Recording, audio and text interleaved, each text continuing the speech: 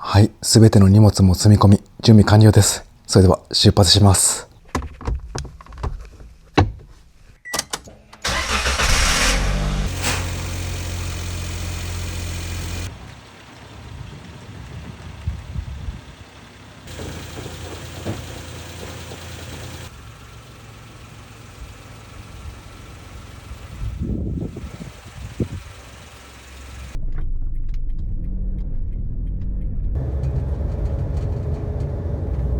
行く場所なんですけど、まもなく日が暮れますんで、今日はもう近場にします。天原海岸という絶景の海岸ありますんで、波の音聞きながら車中泊します。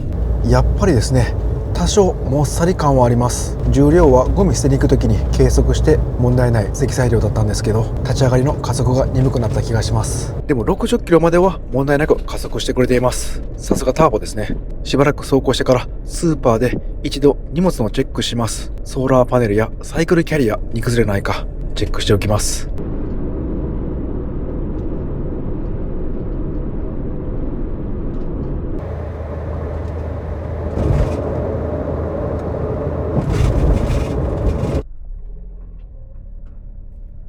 はい、無事スーパー着きました。意外と遅くなってもう暗くなっちゃいました。途中何回か降りて新しく付けたサイクルキャリアや、あとはソーラーパネルですね、問題ないかチェックしていました。特に揺れることもなく緩みもなく問題なく走行できました。こちらのソーラーパネルは 445W と超大容量のソーラーパネルです。こんな感じで穴開けてボルトで留めてます。でボルトも全部がっつり溜まっています。緩みもないですね。このソーラーパネルは4点で止めています。ルーフラックはロッキープラスというメーカーさんのルーフラックを選びました。なんと60キロまで重さ耐えれるようです。このソーラーパネル、なんと重さ9キロなんですよね。めっちゃ軽いです。普通のソーラーパネル、合成タイプは20キロぐらいします。新素材なんで軽量で、しかもアルミフレームもついてますんで、かなり強度もあります。で、こういったソーラーパネルって結構つけるだけ大変なんですけど、これ自分一人でつけました。そのぐらい軽量でした。今回車中泊行く前にトラブルが発生しました。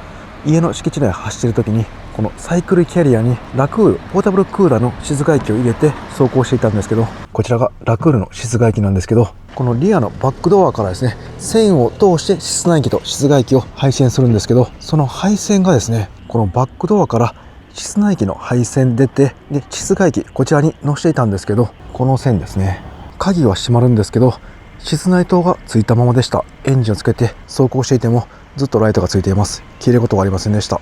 何回か試したんですけどね、こういった横から下からいろんな場所から試してみましたが、室内灯は消えることはありませんでした。鍵は閉められるんですけど、室内灯は消えることはありませんでした。何分かしたら自然と消えるんですけど、なんか良くない気がしましたんで、今回はもうこのサイクルキャリアのボックスには入れずに使用します。このためにサイクルキャリア設置していろいろ試行錯誤したんですけど、しょうがないですね。今回はもうゴミ箱として使います。そしてこのサイクルキャリア結構長いんで違法なんじゃないかなと思って販売店に問い合わせしました。この車の全長が 3395mm、 サイクルキャリアは 400mm 以上あります。車の全長の 10%、 この車だったら 339mm ですね。これ以上はアウトなんですけど、このサイクルキャリアというのはいけるそうです。もちろん販売してますんで問題ないのは分かっていましたが、販売店に聞いても大丈夫と言っていました。結果を言えばいけるそうなんですが、少しグレーなところもあるようです。ただ現状は問題ないということです。その辺を詳しく解説されている元警察官の方いましたんで、その YouTube は概要欄にリンク掲載しておきます。ただあくまでも自己責任になりますんで、興味ある方は概要欄のリンクや販売店へ問い合わせをしてみてください。車内の荷崩れなんですけど、意外と大丈夫ですね。電子レンジはがっつり固定されているんですけど、この下のオーブンレンジやケトルなどは滑り止めシート主体だったんでずれるかなと思ったんですけど、意外とずれていません。上にほとんど隙間がないので、それが逆に良かったのかもしれません。新しく設置したラクールも大丈夫ですね。ここはね、ずれると思ったんですけど大丈夫ですね。ずれてません。さあ、じゃあ一旦買い出しに行って冷蔵庫に食材冷やしておきます。さあ、最初に食べる車中飯はやっぱり焼肉ですね。この脂の乗った美味しそうなもも肉、いっちゃいます。牛タンもいっちゃいましょ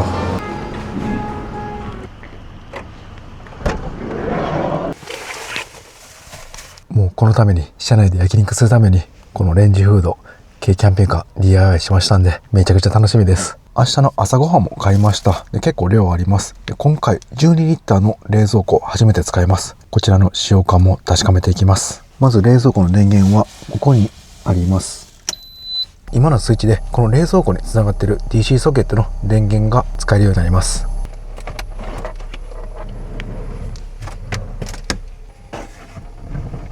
この新しく設置したラクールの下の台と冷蔵庫が干渉してしまいますんで、片手で持っておかないといけません。これしくりました。一旦この卵のケース余ってますんで、ここ挟んでおきます。これで両手使えます。はい、結構パンパンになって溢れました。こんな感じで上に出ていますが、この12リッターはこれでも閉まります。というのも上にちょっと出ているんですね。ここがへこんでいます。問題なく閉まりました。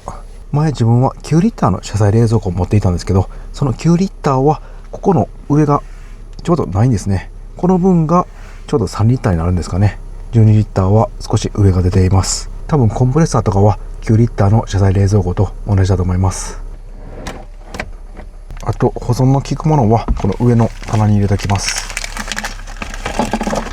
はい、照明を消した後に冷蔵庫はつけっぱなしにしておきたかったので、こちらが今つけた冷蔵庫の電源です。で、上は照明になります。今のスイッチでこの天井のシーリングライトというんですかね、こういった照明が消えます。で、もう一つ新たにつけたこのディーマーですね、これで消えます。こんな感じで車内の光が全部消えた後も冷蔵庫だけは稼働できるように別系統にしました。これも結構こだわったポイントです。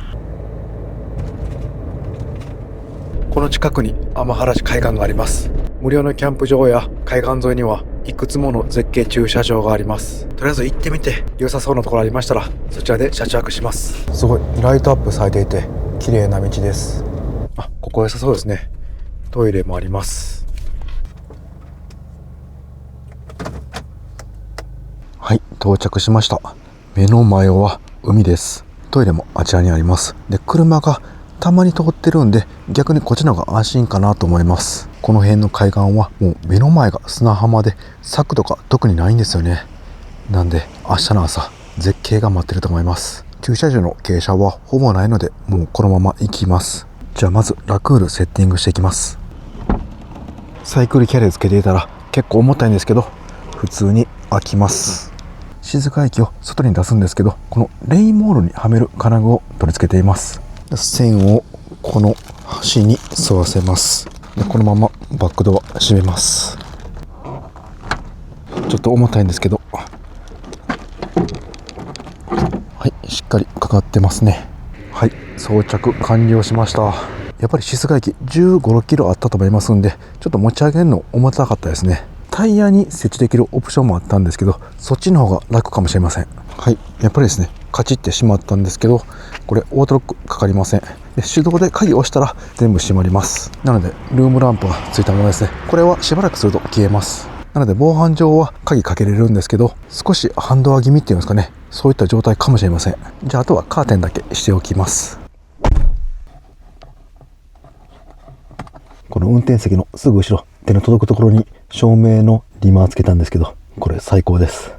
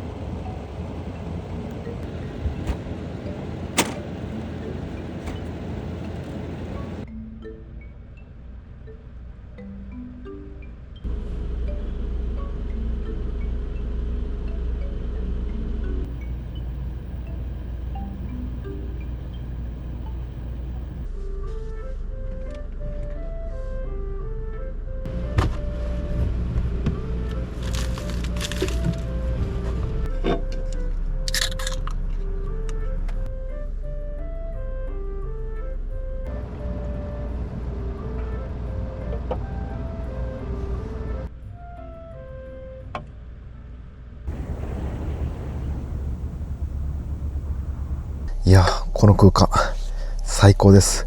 自分で DIY してよかったです。この1枚板ヤフーオークションで2、3000円で買いました。1、2、3、4、4枚ぐらいついていたと思います。ちょっと反りとかもあったんですけど、もう素人目には全然問題ないレベルでした。ニスは2液タイプのニスを1回塗って400番のヤスリで平らにしてからもう1回塗って仕上げました。かなり綺麗ですね。そしてこの軽キャンピングカーの木もレンジフードなんですけど、ここのボックス最初に作った時より小さくしました。本当はこの下とで横もここまであったんですけど、もうこのファンをですね外に出しました。そうすることにより横幅を大幅にカットし、この下ですね、ここもカットしてもうパイプ出しました。前はこうだったんで結構威圧感があったんですけど、これですっきりしました。今日使ってみて問題なかったら木むき出しなんでリメイクシート貼って綺麗にしようと思います。このダクト今はこの壁につけています。マグネット貼ってますんで、マグネットでくっついてます。使うときは窓パネルのマグネットに取り付けます。ここなんですけど、この蓋もマグネットでついています。すぐ取れます。こっちですね、ここにもマグネット貼っています。これはハサミでカットできる薄いマグネットです。脱着はここにもう貼り付けるだけです。これで固定されます。ですごい弱い力なんですぐに取れます。そして窓を開けると外とつながってますんで、空気が排出されます。ここで吸った空気が出る感じになります。で、吸気なんですけど、ここに窓があります。これもマグネットでついてますんで、これを外すとこんな感じで網戸張っています。これベニヤ板2枚なんで間に網戸入れました。こちらも当初より穴を大きくしました。で、外側にこういったガラリっていうんですかね、雨よけ張ってるんですけど、それでもですね窓閉まります。結構ここ隙間あるんですね。で、この隙間は隙間テープで埋めました。窓とかの隙間を埋めるやつですね。で、今回この窓パネルの取り付け方こだわりました。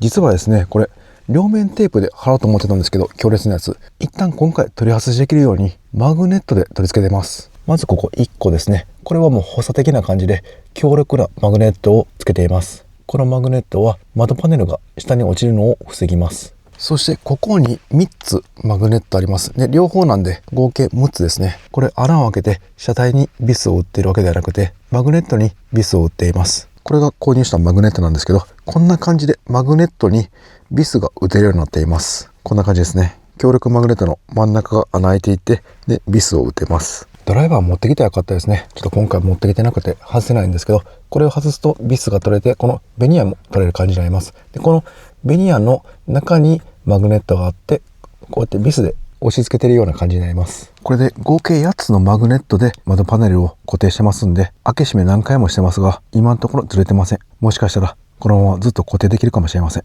今回の旅で実用性を確かめます。ではこの換気システム一回試してみます。まずは窓を少し下げます。この車はパワーウィンドウなんでアクセサリー電源を起動します。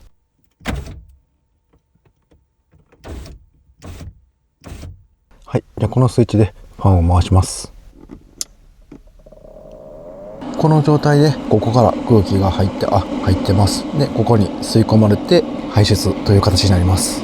なので他のところの空気は変わらずに、ここの循環だけでいけるはずです。では早速焼肉して実際に効果あるか確かめます。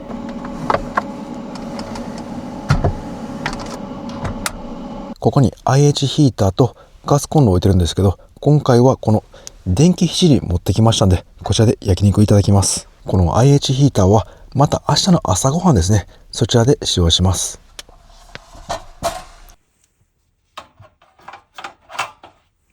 お皿などはここの下にあります。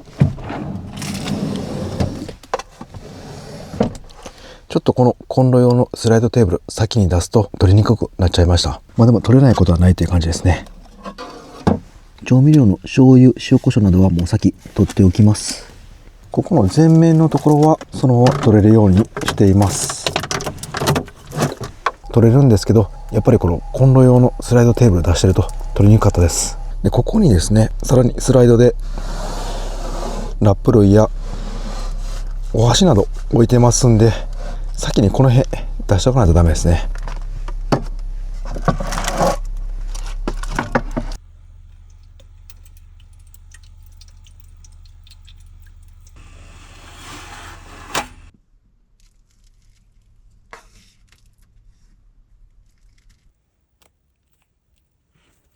はい、ゴミはこの冷蔵庫の下、ここですね。スライド式のスペース作ってます。で、一旦これ仮でお手製の段ボールを簡単なゴミ箱にしました。今日はこちらで様子見ます。まずは椎茸焼いてみます。レンジフードプラスこの油跳ねガード、こちらも設置します。これでかなり車内へ匂いが残りにくくなると思います。できるだけこの USB ファンと排気ダクト長持ちするようにこのフィルターつけていきます。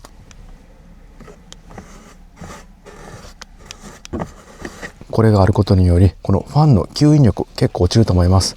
ただ汚れが全部吸着してくれますんで、もうこれ取り替えるだけである程度清潔に保てると思います。ちょっと汚れついてますが焼くんでいけるでしょう。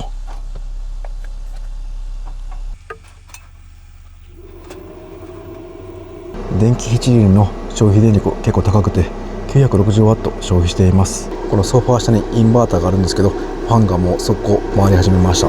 で、換気扇軽く回しておきます。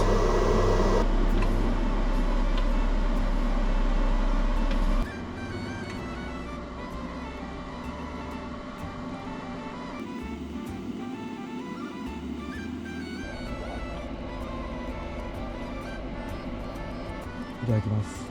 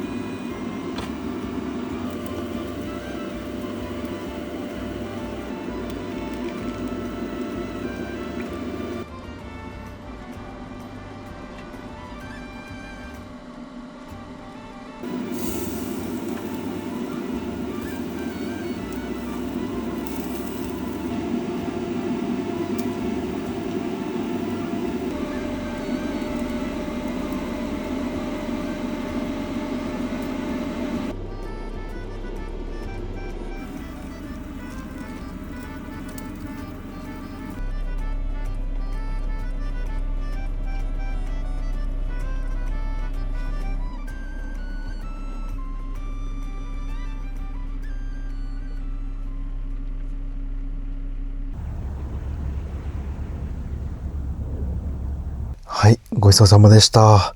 いやー、今までで一番背徳感ありました。やっぱり七輪は違いますね。フライパンにアルミホイルで肉焼くのと香ばしさもジューシーさも雰囲気も違いました。ただ結構電力消費激しくてもう 83% に減りました。100% あったんですけどね。こちらのバッテリーは容量 400Ah なんで超大容量です。もうご飯中は涼しかったんでラクール消していました。焼肉のタレ出しすぎましたね。ちょっとこれはもう結構匂いしますんで凝固剤で固めて処分します。網の方はもうびっしり油やお肉が焦げた跡が残っています。もうこちらは軽くウェットティッシュで拭いて家帰ってからきれいに洗います。油受けはどうでしょうか。うわ、かなり油が浮いています。油跳ねガードも拭いておきます。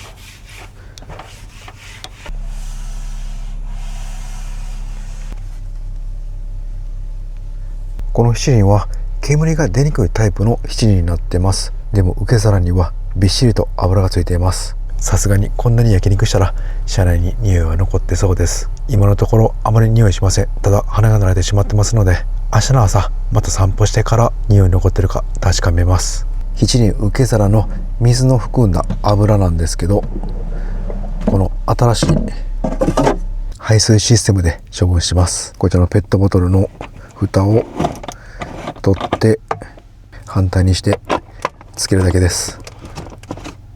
これで簡易排水システムできました。このペットボトルは車中泊ごとに処分します。なのでこの新しいお水ですね、こちらが次の排水のボトルになります。今回こういった汚いお水や食べ残しの汁、歯磨きの排水などこちらを利用します。で終わったらこれ反対にして回して、でこれ最後キャップありますんで匂いもしないと思います。さあもうこのまま歯磨きも終わらしちゃいます。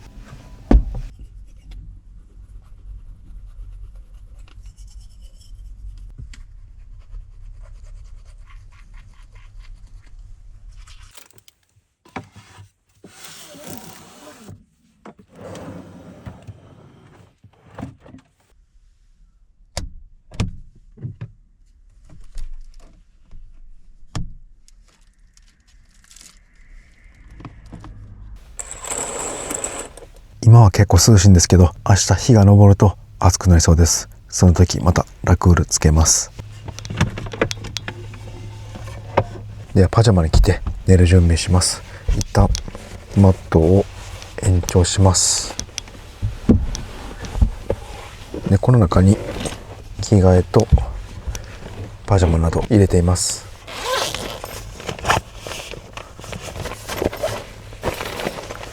一応シュラフも持ってきました。夏用の薄いタイプです。あ、そうか、ここ小上がり作ったんでマットはまらなくなりました。こんな感じでマットの下に足があります。でこの足がですね、小上がりに当たって、でその小上がりの分だけ上に浮き上がるような状態になってしまいました。寝てる間にぐらついてマット落ちたら大変なんで、今回もここのマットはなしでいきます。またこの足カットしておきます。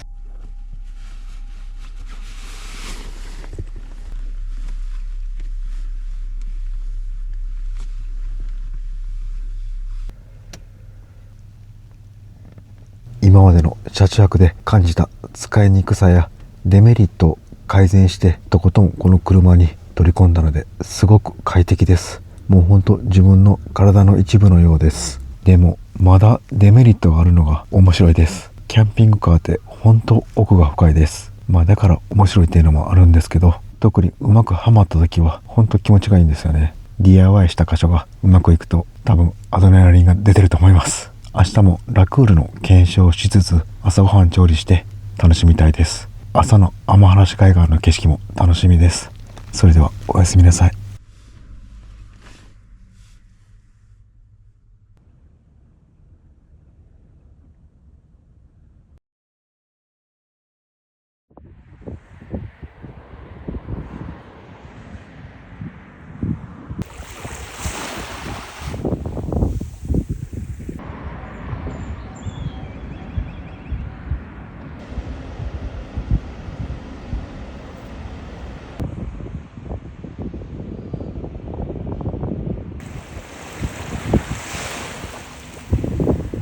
おはようございます。めちゃくちゃ暑くて汗かいておきました。すごい今晴れてます。今現在の車内の温度なんと 31.2 度で、外気温が43度。これ直接日当たってますね。それは暑いわけです。で今ソーラーパネルがですね259ワット発電されています。すごい発電量です。汗がかなり吹き出てきます。ラクールつけます。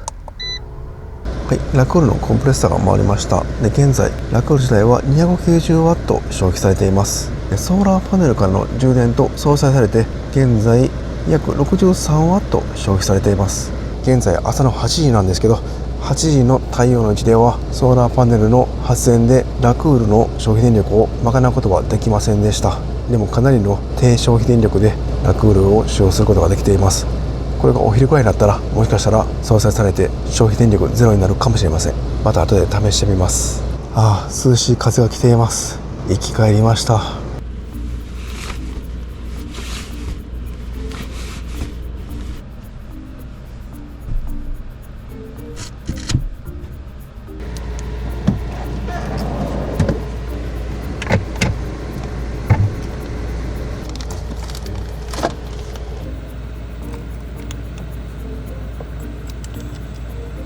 いただきます。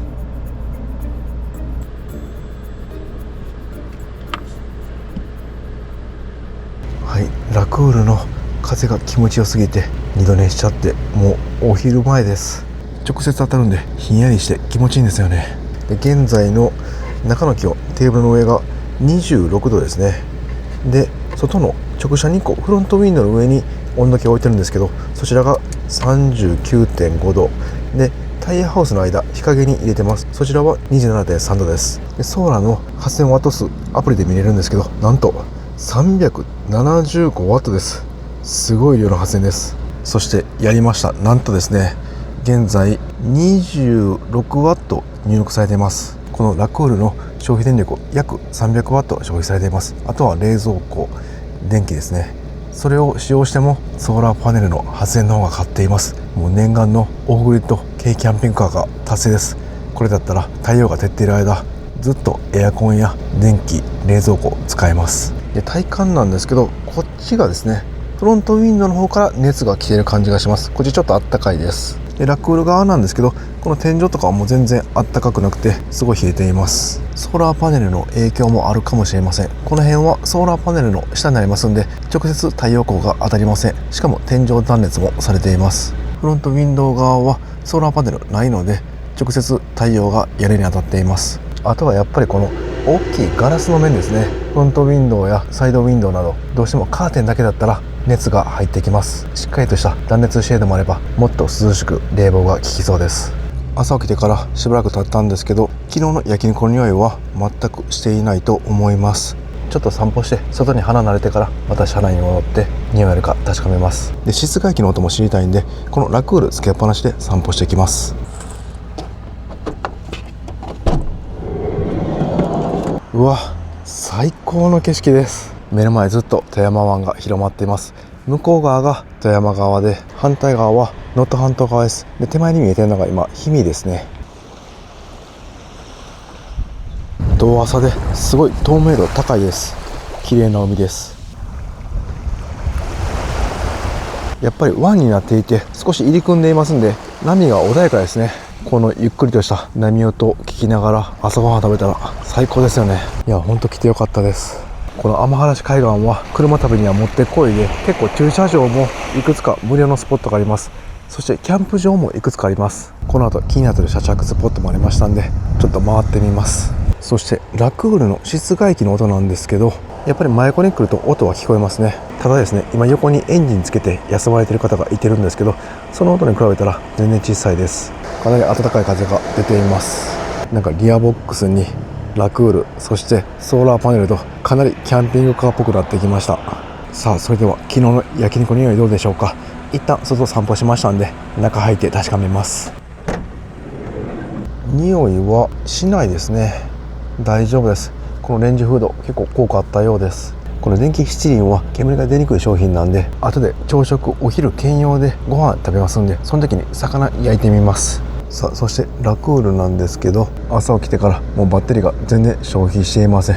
89% のままです。で自分がいない間車内は 23.4 度まで下がっていたようです。やっぱり人がいないと温度が下がりやすいですね。あと気になるのは、長時間使っているとドレン水が中に溜まるそうです。その溜まったドレン水はポンプで室外機に送られて外に出るらしいんですけど、移動するときは室内機のドレン水溜まってることがあるということなんで、抜いた方がいいようです。その辺もこれ初めてなんで後で検証してみます。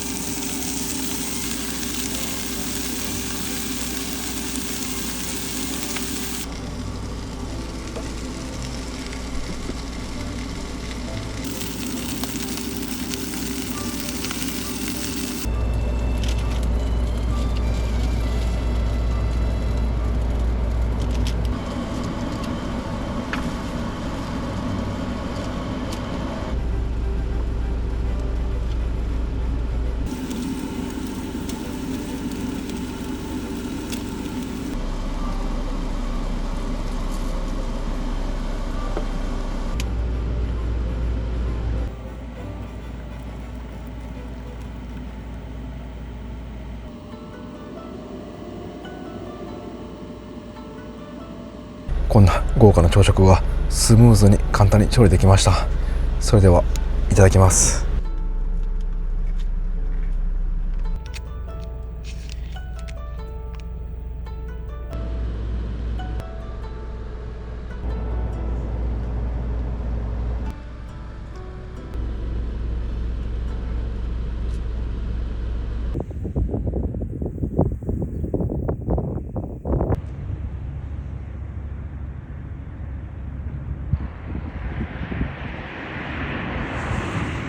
ごちそうさまでした。お腹いっぱいになりました。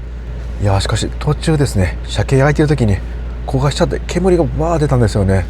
なんで今回はさすがに匂い残ってそうな気がしますが、今んとこ車内は煙たさはありません。匂いも残ってる感じはしないんですけど、一度外に出てから車内に戻って確かめたいです。でこの油跳ねガードがね、やっぱり結構いい仕事してます。ちょっと見たらやっぱり油飛んでたんで、これがもしないと考えるとそのままカーテンとかついちゃいますよね。そうなると 2,3 日は匂い取れないと思います。なんでこの油跳ねガードはもうこんな感じで設置するか、もしくはもうパタって開いたらすぐ設置できるように帰ってから DIY したいと思います。このレンジフードからの油跳ねガード、もう完全に家のキッチンのようにシステム化されてきました。かなりいい感じです。満足しました。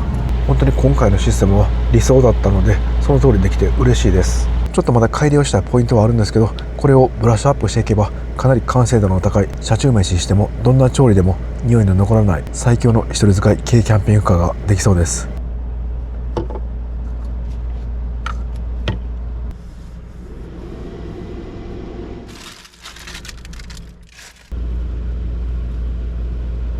ガスコンロを固定しようかなと思ってたんですけど、こんな感じでさっとテーブル拭けますんで、なんかもうこのままでもいいような気がしてました。やっぱり IH とかにこれ油飛び散ってますね。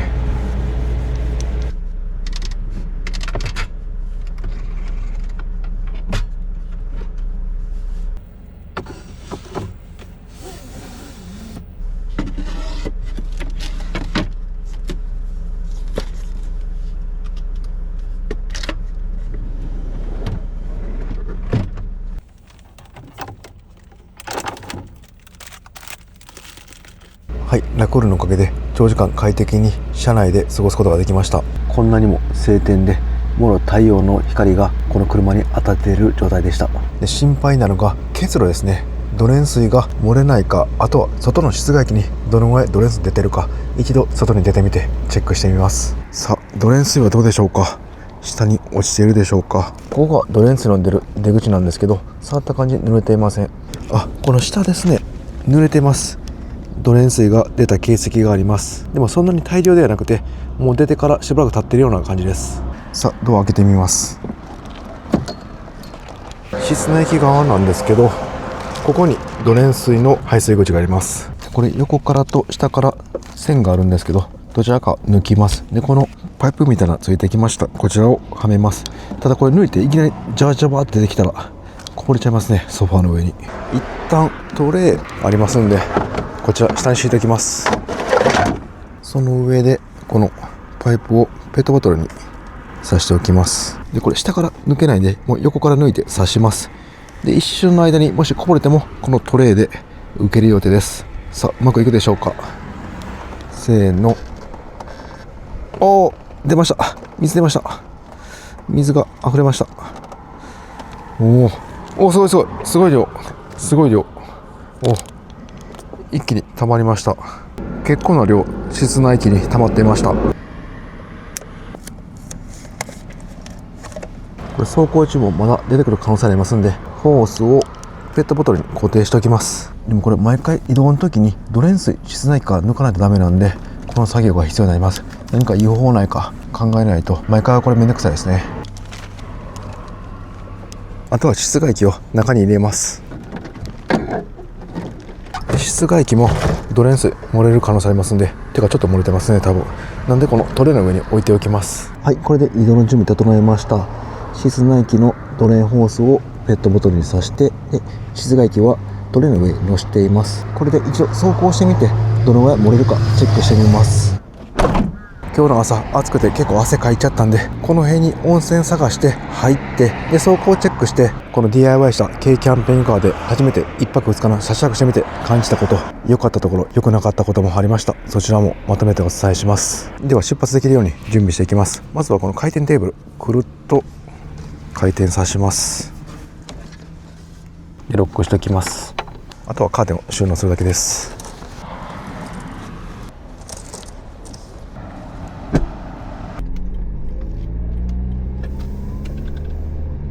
うわ、この海沿いの道気持ちいいですね。で銭湯なんですけど、もうすぐ近くありましたんで、一旦そちら行きます。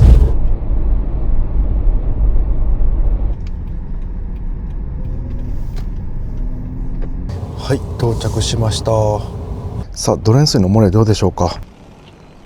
はい、ペットボトルドレン水増えています。やはり少しずつ出ていたようです。この横からのドレン水なんで、下からだったらもっとドレン水が少なかったかもしれません。ちょっとやっぱ残ってたんでしょうね、この間に。さあ、そして静岡駅なんですけど、こちらもちょっと濡れてるような気がします。変わってないかもしれません。ということで、使用後はこのドレン水のホース絶対差しとかなダメってことですね。もしくはもう外してしまって傾けて全部抜いてしまうか、もしくはもうこの下ですね、ドリルで穴開けちゃって、で下からドレン水のホースさせるようにすれば、走行中の漏れはもうほとんどないかもしれません。すごい雰囲気のいい公共の銭湯という感じですね。それではストップル浴びていきます。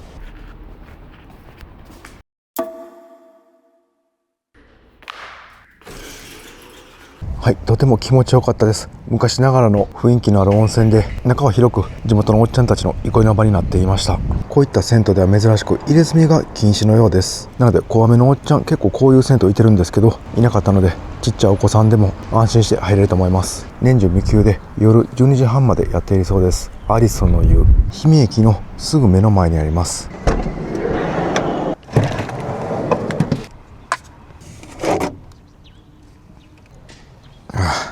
この銭湯戻りの水いっぱい最高です。この位置めちゃくちゃ飲みやすいです。さあ、そして車内の匂いなんですけど、ほんの少しですね、やっぱり鮭の匂いがしています。鮭やっぱり強いですね。焼肉より匂い残りやすいです。しかも今回焦がしてしまってかなり煙出してしまったんで、さすがのレンジフードも煙まみれの鮭は手に負えなかったようです。でもこのぐらいならすぐ匂いはなくなると思います。さあ、そしてお風呂行ってる間もソーラー発電ずっとしていて、現在残量が 91% に増えました。この 445W の大容量のソーラーすごいですね。もう走行充電器いりません。このソーラーだけで長期旅できそうです。ただ雨の日はほとんど発電しないので、やっぱり走行充電器は欲しいですね。晴れ間の多い太平洋側だったらかなり重宝すると思います。ではまた天原市海岸に戻ります。無料のキャンプ場がありますんで、今回そちら行きます。天原市海岸にある無料のキャンプ場なんですけど、確か7月と8月だけ有料だったと思います。それ以外の季節は無料で開放されています。有料の季節でもそこまで高くなかったと思います。ほんと富山県すごいですよね。無料の絶景スポットがたくさんあります。天原市海岸は富山湾をバックに立山連峰が綺麗に見える海岸です。今日晴れてるんで期待できそうです。結構住宅街の中にあるんですよね。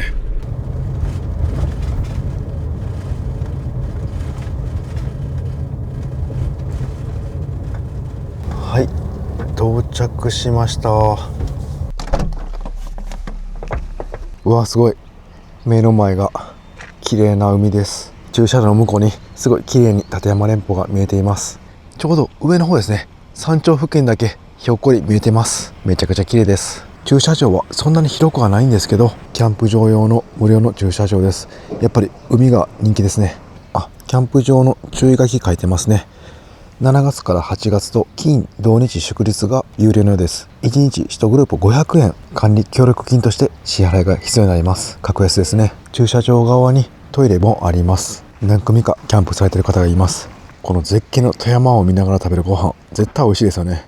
しかも今日平日なんで無料ですよ。ぜひ皆さん富山県に来た時は観光スポットにここを入れておいてください。おすすめです。さあ、この自分で DIY した軽キャンピングカー、実際に車中泊終わってみて想像していた通りの使い勝手の場所や予想外に使いにくかった場所などいろいろありましたんで、最後まとめてお伝えします。まずはこの超大容量の 445W 軽量ソーラーパネルについてです。こちらはつけて本当に良かった。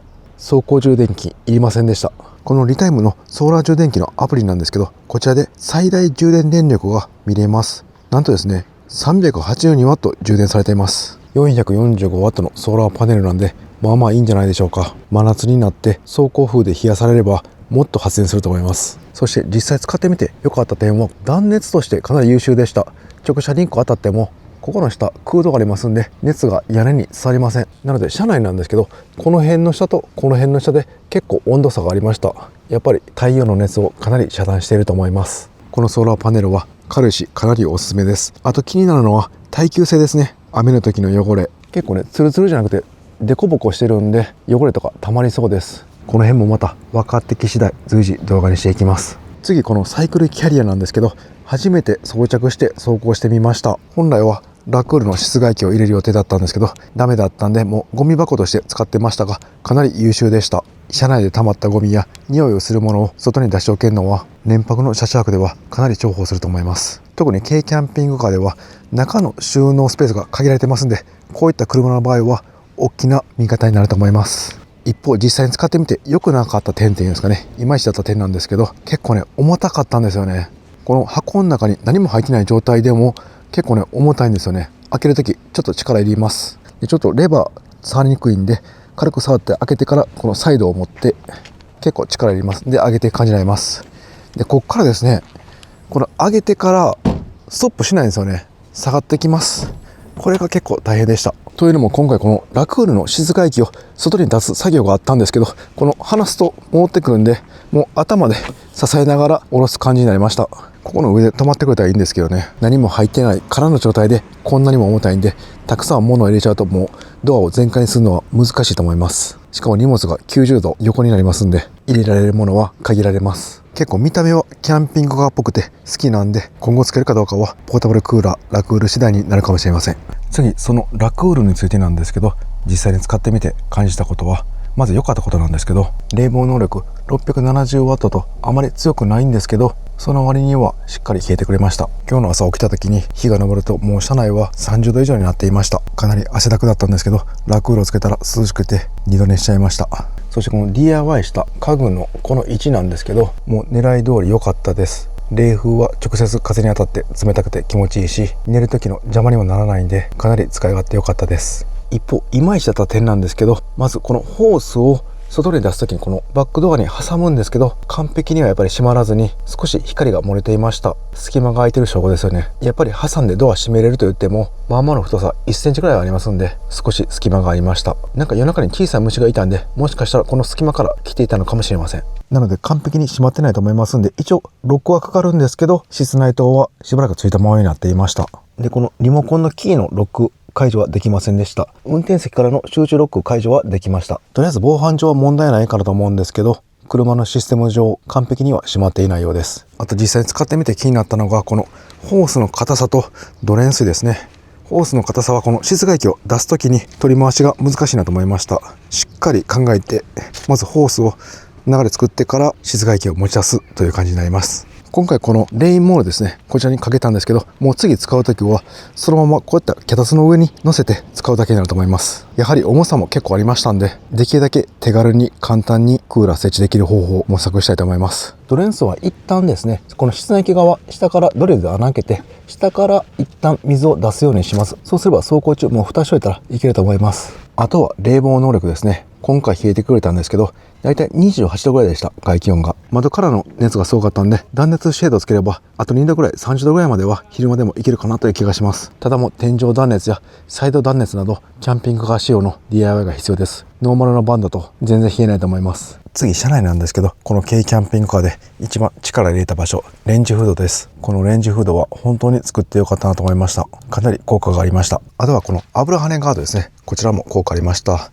油飛んでもこれ吹いたらいいだけなんで、かなり掃除の手間が楽になります。このレンジフードと油跳ねガードがなかったら、今回の調理はかなり車内に匂いがついていると思います。でも今もうほとんど匂いしてませんので、車中飯好きにはもってこいの設備です。一方レンジフードで気になった点なんですけど、このファンがですね、結構やっぱ音します。こうやって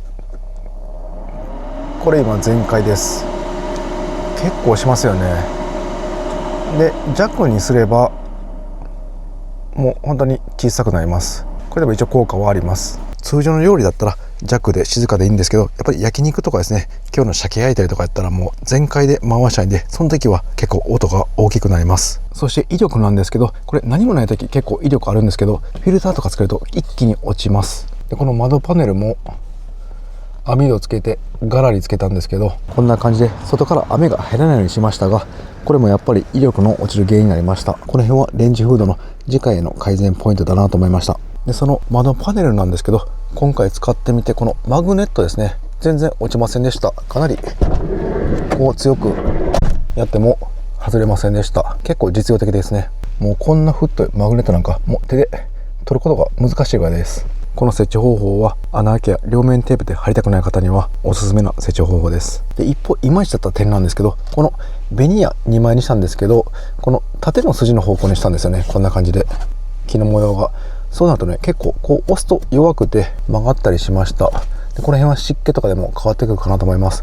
この筋を横にすればよかったなと思いました。この辺はまた改良型作ってみたいと思います。で次はここ隙間が空いてるんで、この隙間テープで埋めてるんですけど、これがねいまいちなんか今回はまあ成功したんですけど、これからずっと使っていけるのかどうか、耐久性ですよね。雨が入ってきてこの隙間テープの間入ってきてどうなるかとか、なんかいまいちしっくりきていない DIY ポイントです。ここドア開け閉めするんで稼働するんで難しいんですよね。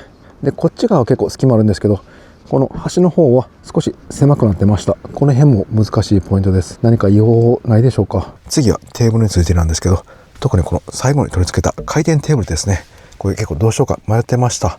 で今回こんな感じで最初のテーブルよりも半分ぐらいの大きさにしました。これはこれで今回ありでした。こうしとけばこの調理中こうしてる時にサイドテーブルで使えます。これ結構重宝しました。そして食事の時もちょうど1人分の食事量が乗ります。で運転中はこう前に出しとけます。これどうしようか巻いていて一番最後にしたんですけど、もうこれはこれで決定でいきます。次ゴミなんですけど、ちょっと今ラクールの室外機があるんでゴミ出せなくなっちゃったんですけど、もうこれかなり重宝しました。今までですねこの軽キャンペーンカーで車中泊するときにゴミが結構どこに置いたらいいか迷ってたんですけど、これかなり便利でした。前は溜まったゴミを助手席の下とかに置いていたんですけど、もうその必要はなくなりました。かなり良かったゴミなんですけど、ただいまいちな点もありました。こちら一旦引かないと開けられないんで、小さいゴミとかですね、なんかティッシュとか軽く出た時にパッて捨てられないのが少し使い勝手悪いなと思いました。ここはここで置いといて、で足元この下とかですね少し収納ありますんで、小さいゴミ箱を作ってスライド式で出せるようにしてもいいかなと思いました。で溜まったらこっち側に移動する。でもしくはがっつりゴミが出る調理中などはもう大きい方のゴミ箱を開いたままにして使うとか、そういった感じが使いやすいんじゃないかなと思いました。もう一ついまいちだった点なんですけど、まさに今この状態なんですけど、ラクールの室外機をここに置くともうゴミ箱が開けられません。今回ラクールの室外機をここに置くのはイレギュラーだったんでしょうがないんですが、ゴミの引き出しの前は何も物が置けなくなっちゃいました。でもこれはこれで物を置けなくなるとスッキリするんで、できるだけ床に物を置かない状態にしたいと思います。次収納についてなんですけど、今回の DIY で収納はかなり力入れました。で大満足です。まずここの収納ですね、これは本当にやってよかったです。かなり量入ります。でその上こういった長尺物ですね、これもスペース取るんですけど綺麗に収まりました。それに加えこの上部収納ですね、結構物入ります。こちらまだ何も DIY しないんですけど、いずれ使いやすいように改良したいと思います。そして助手席上のテーブルともうかなり収納スペースがあります。軽キャンピングカーですが収納に全く困ってません。一方気になったのはやっぱりこのアクセスの下の収納なんですけど、このコンロ用のスライドテーブルを出すとアクセスをしにくくなった点です。この辺の上ですね、ここもデッドスペースがあるんで何か収納作ろうかなと思ったんですけど、もうこの上のスペースはこのままにしておきます。この上のスペースがないとコンロ出した時の出し入れが難しそうです。気になるのはそのぐらいでもう大満足の収納スペースでした。はい、以上が今回 DIY した主要な装備ですね。そちらの気になるポイント、良かったポイントをお伝えさせてもらいました。でその他細かいところなんですけど、気になるところがこのまさに今そうなんですけど、冷蔵庫のコンプレッサーが回ってる時結構振動します。で下にゴムつけてたんですけど、この止めてるとこですね、サイドのキーとかここもゴムが必要だなと思いました。振動が伝わってきています。いや本当にキャンペーンカーってこういった細部とかですね、もう細かいところこだわったり気がつかないポイントを実際に使ってみて改善していくしかないんですね。既存のビルダーさんのノウハウには本当頭が上がりません。で次ね気になったポイントなんですけど、このリチウムバッテリー4個並列と2個並列の2系統を作ってるんですけど、このリチウムバッテリーがですね同時に減っていきません。